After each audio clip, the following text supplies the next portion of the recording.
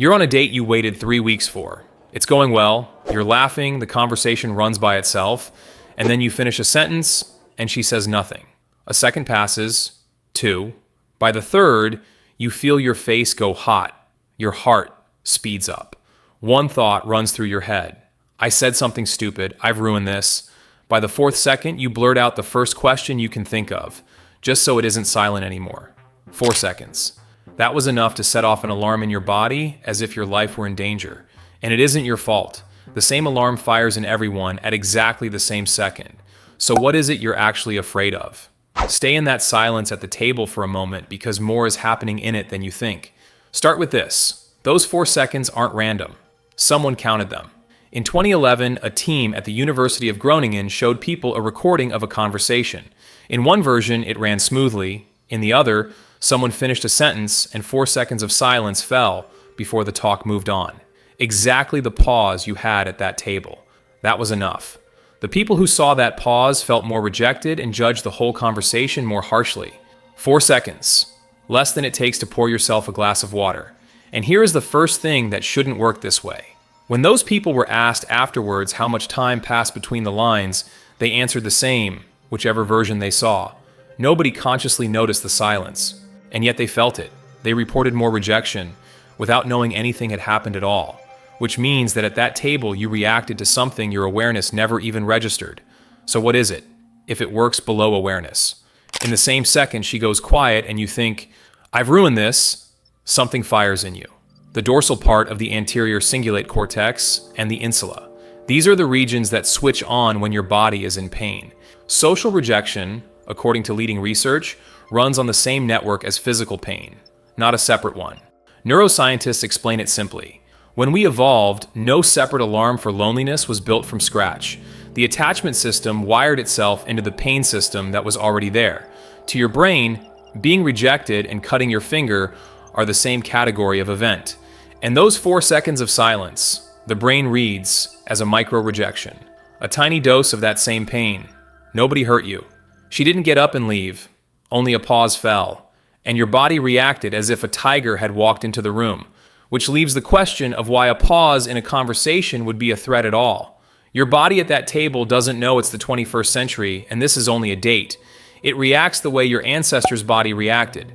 And for him, the stakes were completely different. Go back a very long way. For most of our species' history, a person alone had no chance. Nothing to defend himself with, no way to get food on his own, no way to survive the winter.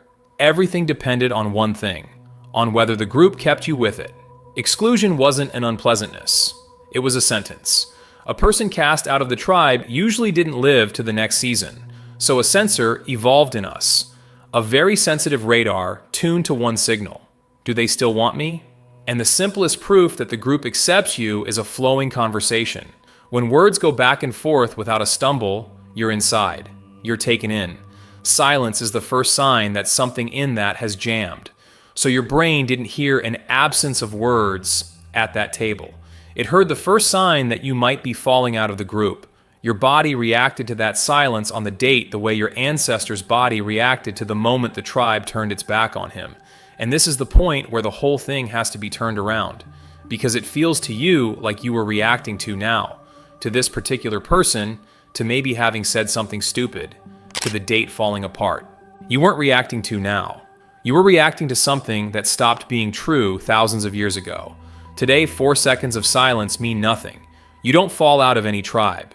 No winter alone waits for you over it. The date will end, you'll go home, nothing will happen.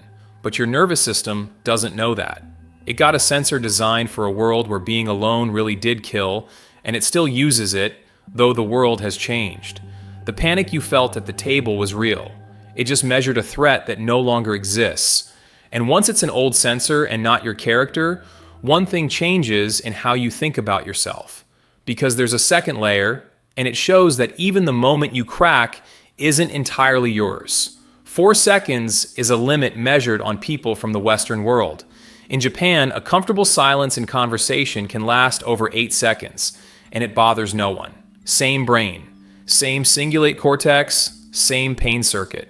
And the threshold you crack at is twice as long or twice as short, depending on where you grew up. So the alarm itself is wired in deep by evolution. But the moment it fires was tuned by the culture you grew up in. You chose neither one. This isn't fully settled. How exactly physical and social pain overlap in the brain is still disputed. There are studies that challenge that shared circuit.